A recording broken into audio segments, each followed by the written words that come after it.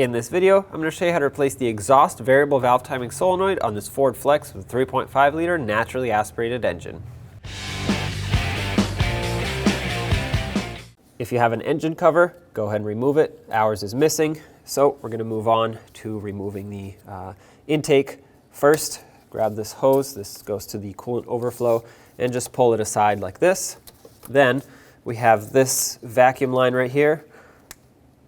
Pull it out of the retainers over here, but be very careful because it's plastic, it's not rubber, so you don't want to snap it and break it. You'll have to replace it if you do. There we go. Now this is released from here. Now let's unplug some connectors over here. Start with this one, set it aside, and you have this line here. On the back side, right here, you have these tabs. You want to pinch them in, just like this. As you pinch it, you want to push it out like that. There you go. Set this aside also, but again, this is the plastic line, so don't go too far because it will break. Let's unplug the throttle body connection here.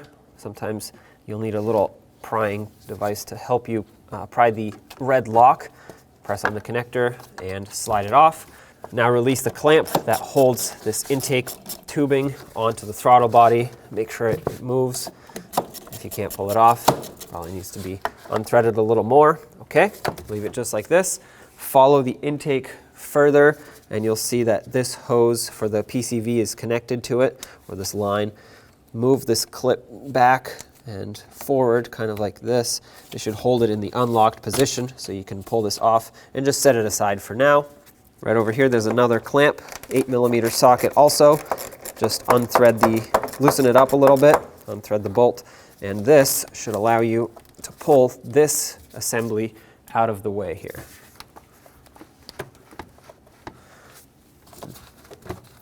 Okay, just like that. Looks like we have a hose attached over here. So I'm going to unplug it from here. This should be able to slide up now. Set this aside. Unclamp this hose, use some pliers, and twist the hose clamp this way so I can grab it. But once you get the hose clamp released, you should be able to pull the hose off.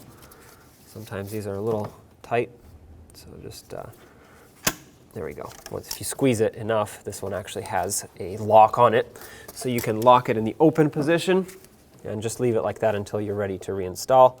A lot of times these rubber hoses will get stuck on here, so use something to very gently pry it, give it a couple twists, and it should break free and pop off here. There we go. Set that aside over here. Make sure the clamp doesn't fall off. Now we're ready to pull the intake off, and we just have to unbolt it at this point. There is one more hose connected to the backside, but we can't get to it until we pull it off a little bit. So there is a sequence to removing this intake. You start at this bolt right here, which is in the center, in the front, but towards the driver's side. So 1, 2, 3, 4. Then you jump over to the driver's side, skip over this one, 5, 6, and then go back to this one for 7. I'm going to break them free first using an 8mm socket, and then once they're broken free in this sequence, I'm going to pull them off completely.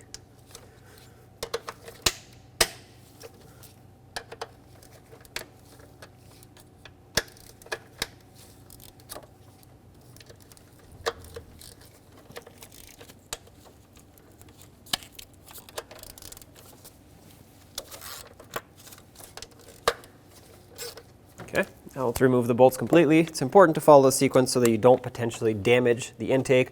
You don't want to crack it by accident. Okay, these don't come out, they stay in the intake.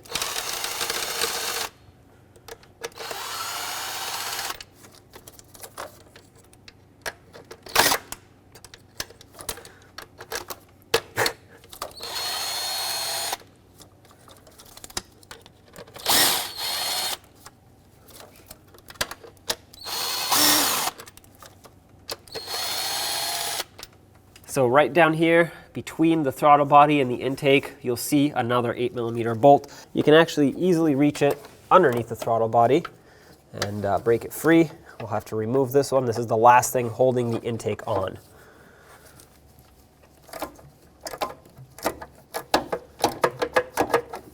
Okay, that's broken free.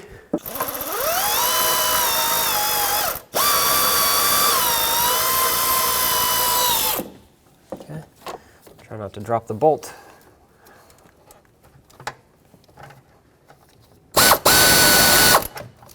At this point, the intake should be unbolted and ready to pull up and out. If you have a lot of debris here, I know I have some leaves here, but they're not here, they're underneath, so I'm not going to worry about them yet. If you do have a lot of debris, like I said, just blow it off or vacuum it at this point. We can pull the intake up, and you're going to have to get this wiring out of the way here. Looks like it's clipped onto the intake. Pry the retainer out. Slide the intake back a little bit, and that's only so you can clear these hoses, lines, and wires, and then slide it up and forward, but don't go too far because we still have this hose at the back here. And to disconnect that easily, just grab some pliers, pinch the hose clamp, squeeze it, slide it off, and then move the hose off of here. You can use pliers or a little prying tool to help you slide it off. Set this aside. Now with the upper intake off, we can access everything in the rear. I'm going to start by unplugging the connectors for the variable valve time solenoids. They have a little lock on them, this purple lock. You have to pry up and in at the same time. Sometimes it'll be a little stuck. There you go. Use something to pry up. Unplug this. Unclip the harness from the valve cover.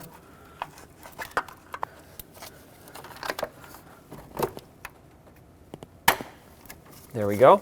Set that aside. Let's get this large harness removed from the valve cover.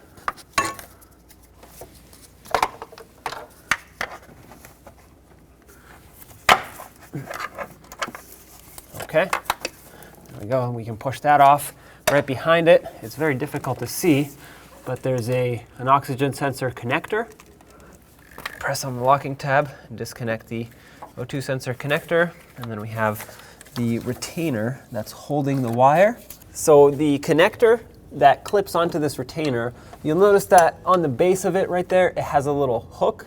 We have to pry that hook down, and I'm explaining this now because you won't actually see once I get my hands in here, but pry that hook down, slide the connector down and off of this retainer, and that's how you get it off of this retainer so we can pull the wiring harness off. Okay, there's the connector, it popped off.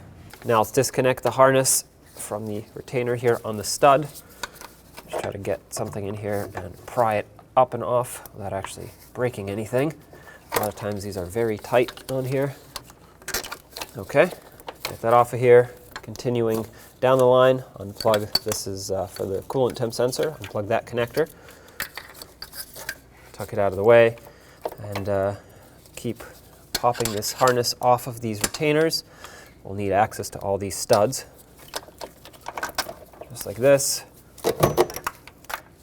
Let's unplug the ignition coils, pry the locking tabs back a little bit, and then you can press the connector, get it off of here. Just do the same down the line. Be careful with these not to pry too hard or you'll break them. And this. Okay, with this off, you don't have to unplug the fuel injectors. You can if you want to, but you don't have to. You can just get this off of here and this off of the back here, and then we'll set the whole harness aside. Okay. There we go. Looks like there's one more retainer over here. Okay. This is the kind that slides over the stud. This harness is loose now. I'm gonna put it over this bracket so it can be out of our way. You don't have to, but you can unplug the fuel injectors so you can set the whole harness to the side like this. You still can't go very far with it, but at least you can get this part out of your way and have a clear shot at the valve cover. Twist this hose a little bit so we can get to the clamp better. Grab it with pliers and slide it up and off. Just like this. Pull the hose off and set it aside. Now we have to remove the 3 ignition coils. Use an 8mm socket.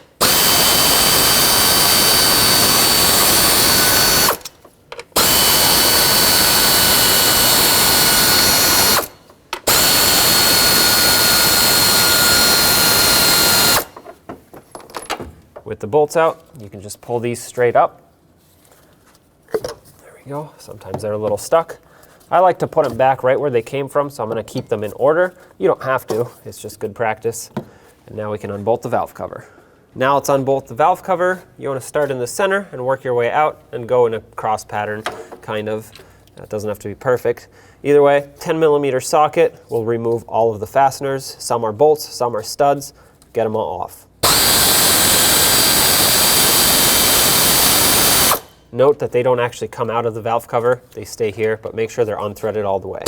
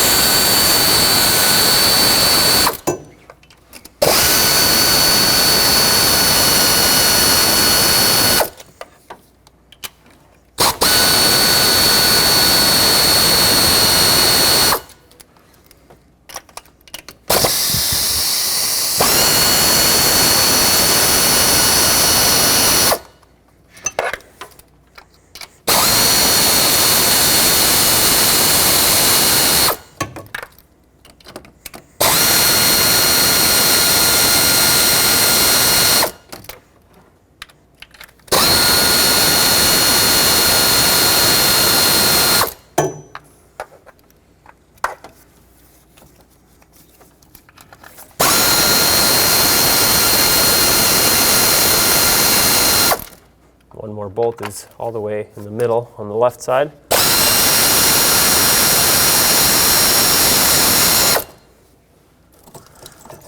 A little harness connection over here, retainer actually, that I forgot about.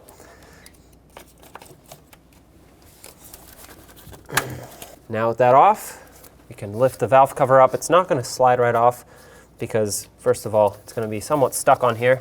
Second of all, we have spark plug tube seals and the seals that go around the VVT solenoids. All of these need to slide straight up before the valve cover actually breaks free.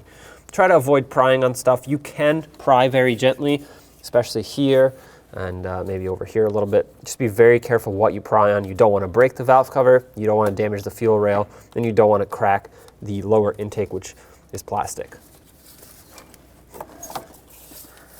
Best way to do this is to give it a couple wiggles. A lot of times you can get it to break free like that. If not, we'll do some very gentle prying.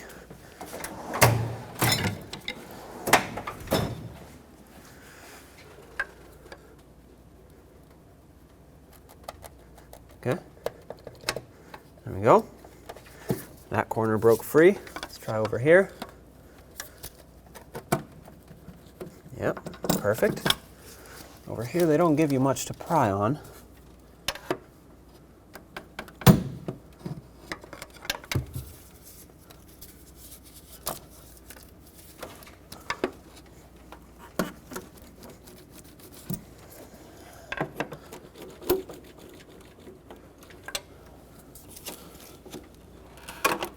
Okay.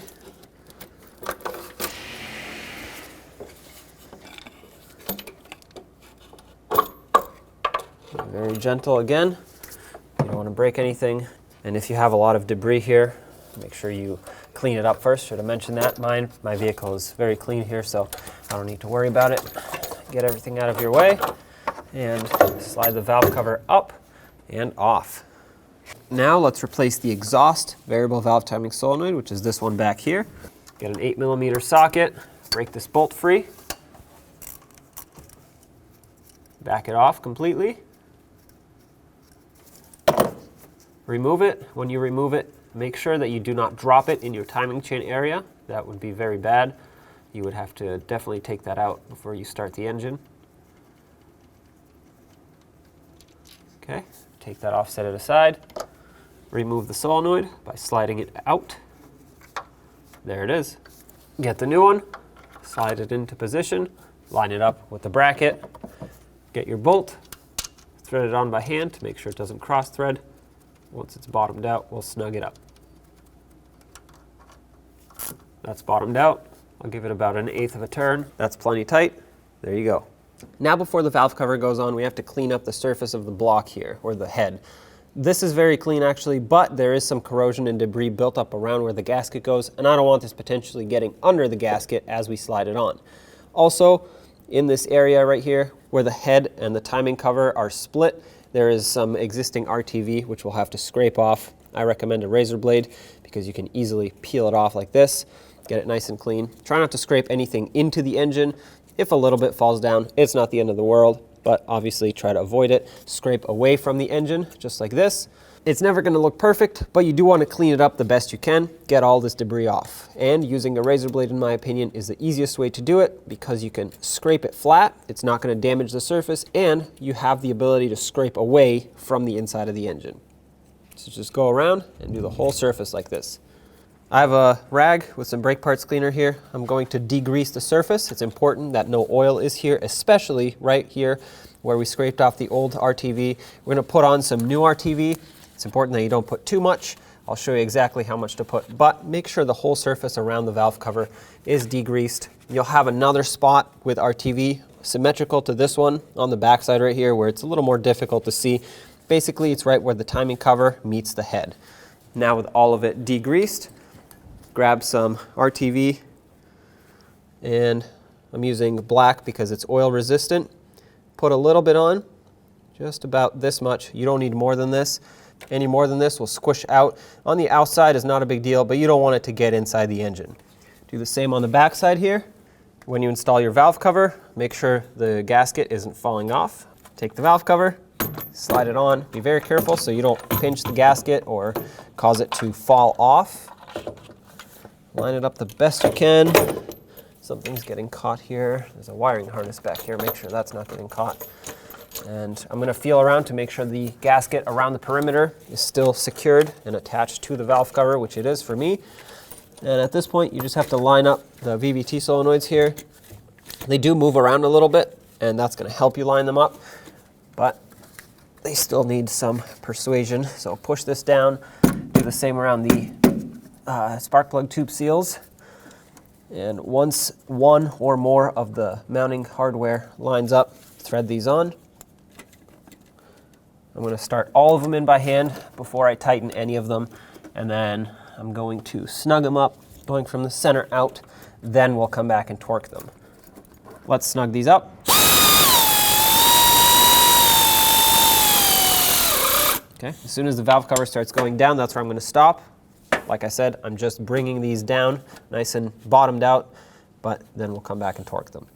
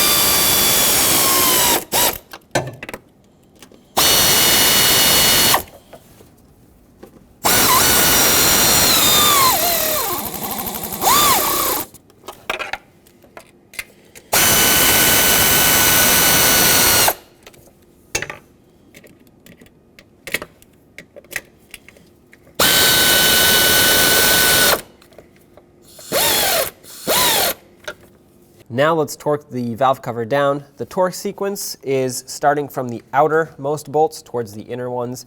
You want to start on the rear passenger side on this corner, cut across to the front driver's side, then across to this one, and so on and so forth, going across pattern.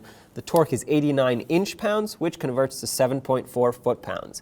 If you don't have a torque wrench that can go that low, or for some reason doesn't fit in here, just make them nice and snug with a 1/4 inch ratchet. 7.4 foot-pounds is not a lot.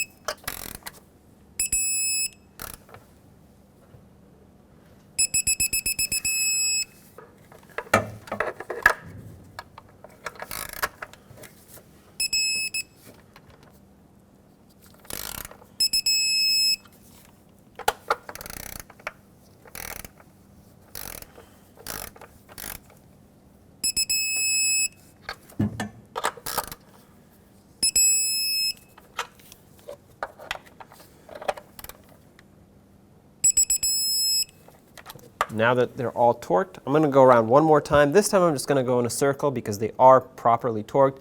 But with rubber gaskets like these or silicone, the gasket will squish down and the first few bolts that you tighten are now loose because the last few that you tighten crushed that gasket and created slack on the first ones. Let's get this PCV hose back on, slide it over all the way down, grab the hose clamp with some pliers, bring it down. Make sure you don't put it all the way down here to where it's going to come off the hose, but not all the way up where it's bending either. Like this is perfect. Now we can put the ignition coils in. Before I put them in, I put a little bit of silicone paste on the end. If you don't necessarily have to, but I recommend it. This will prevent moisture from building up between this and the spark plug, and it will allow the boot not to get stuck in the future. A lot of times they get stuck from heat cycles over time. Slide all three down.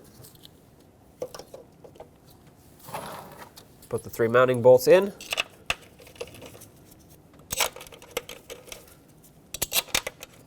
And let's snug them up. Make sure they're nice and tight. Once they bottom out, give them about 1/8 of a turn. That should be plenty tight.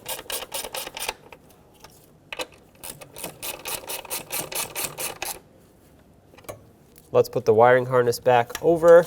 Try to line it up the best you can here. Had several areas where it was locked in, especially on the back side of the valve cover. It locked in here with this, just like this. On the studs, it had these retainers that slip over and lock in, as well as back here. On the front, I'm going to connect the connectors as I go.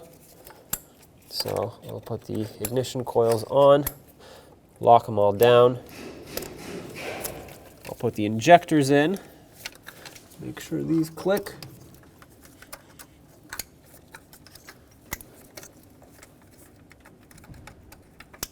Now let's secure the harness down with the retainers that slide over the studs, one on the corner, one over here, and another one right here. This connector is for the coolant temp sensor that we unplugged. Plug that back in, set it down and out of the way. Follow the harness along. Over here you'll see another tab that secures it here. And don't forget to plug in the VVT solenoids. You can't really mix them up because one wire is shorter than the other. So as long as you secure it here, they won't reach to the wrong one. Now let's put the O2 sensor in, which is all the way at the back here. Make sure it clicks. This was supposed to be secured here, but unfortunately my retainer broke, so I can't re-secure it. But it is out of the way of everything, so that's good. Now let's get the upper intake on. Make sure all the gaskets are still in position. Mine are. Before we completely put it on, we need to reattach this hose at the back here. It'll be a lot easier to do it now rather than after this is already in. So make sure it's bottomed out completely.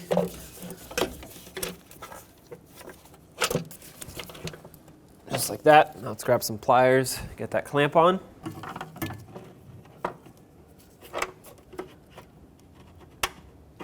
Position it right about where it was before. Now we can line up the rest of the intake with the lower intake. Make sure you don't pinch any wires or hoses in here. Get these out of the way. There we go. That lines up perfectly right there. Manually start in the bolts so that you can make sure that not only are they not cross-threading, but if they all start in, you know you're perfectly lined up, so you have nothing else to worry about. Okay, one more over here, and one more back here. Okay, before I attach anything else, I'm going to tighten this down so that other than that hose in the back, nothing is putting pressure on it. Not that the hoses or the wires would put pressure on it, but I just want it to seat perfectly, and I want to know that it's installed fully. I'm going to snug these down with my 8mm socket, and then the sequence for this is 1, 2, 3, 4, and then cross over 5, 6, and then back to the middle, number 7. Remember, there is one more bolt that goes underneath the throttle body all the way in the back on that bracket, but we'll worry about that later. That one is not part of the sequence. Just make them snug. I'm not torquing them yet.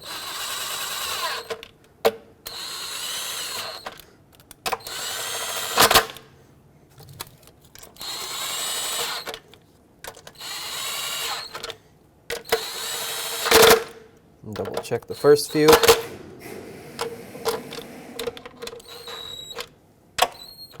Okay, now let's torque them to 89 inch-pounds in the same sequence, and then we'll do an additional 45 degrees after the 89 inch-pounds. 89 inch-pounds is about 7.4 foot-pounds.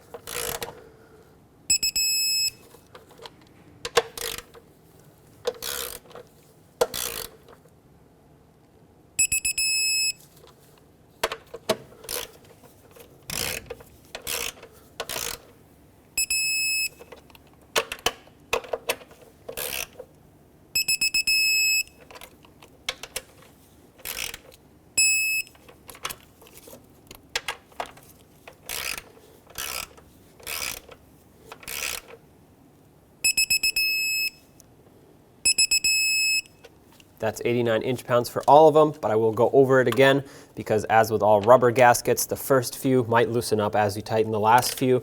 And because we have degrees involved to finish torquing them, you want to make sure that your base torque, which is a foot-pound number, is correct.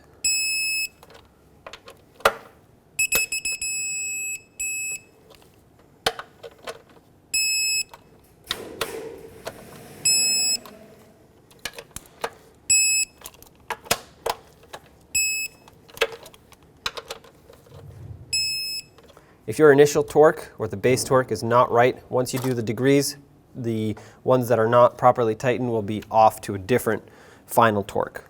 I have a torque wrench that reads degrees, so I have it set to 45 degrees, but if you don't have this, you can just use a ratchet or a little breaker bar and go 1/8 of a turn. You can either mark the bolt or just visually look at it as you're turning. That's it right there. Same sequence.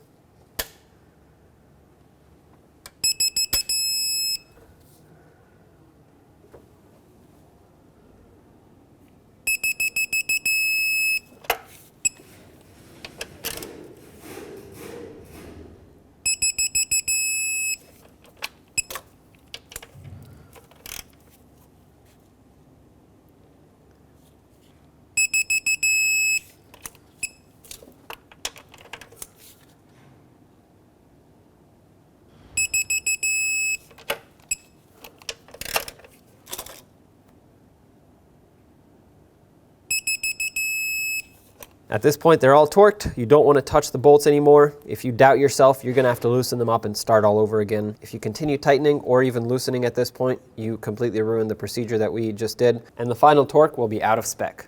Underneath the throttle body, if you follow it, it's very difficult to see, but there's going to be that bracket that had a bolt going through it. We removed it with an extension, slide that bolt in, get this started, bottomed out, and tightened down.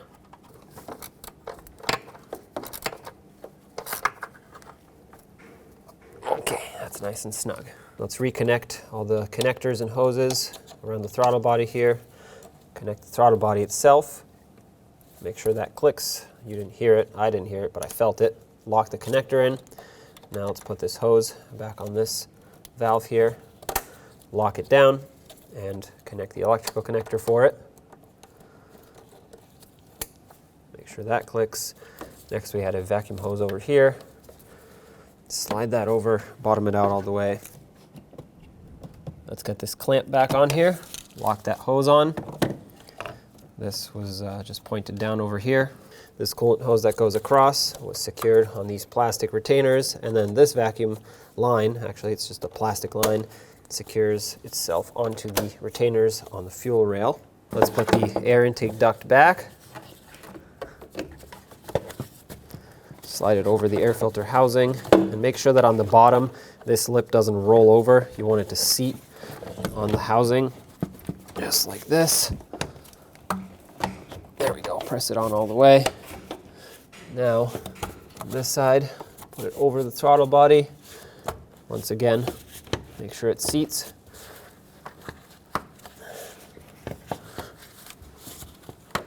All the way around, just like this. Give it a couple spins to ensure. This hose goes back on here. This one back on here. Make sure this clicks. Now with this situated properly, let's tighten up the two hose clamps. 8mm socket. One over here. Don't make them very tight. just snug. These strip out easily, and once they do, you have to replace it with a new one. Just like that. Perfect. Now if you had an engine cover, you'd put it back on. It goes onto these grommets here, but ours is missing, so we don't have anything to put back on. At this point, you can do the same to the front part of the engine, or the front bank. The only difference is going to be to get this hose off. Well, you're going to have to pry on this locking tab, and then you may have to disconnect this wiring harness differently, such as following it up there and pulling it off so you can set it aside. But other than that, the procedure is the same. Now, because the valve cover was off, as always, I strongly recommend an oil change. Now with the engine back together, make sure it runs nice and smooth. You shouldn't have any vacuum leaks, and if there is something wrong, just double check all of your electrical connectors, fuel injectors, ignition coils, other plugs. Make sure everything is reconnected properly. When only the best will do, demand TRQ. The only company that lets you view before you do. TRQ is committed to offering the highest quality aftermarket auto parts that are engineered for peace of mind. Thanks for using and viewing with TRQ.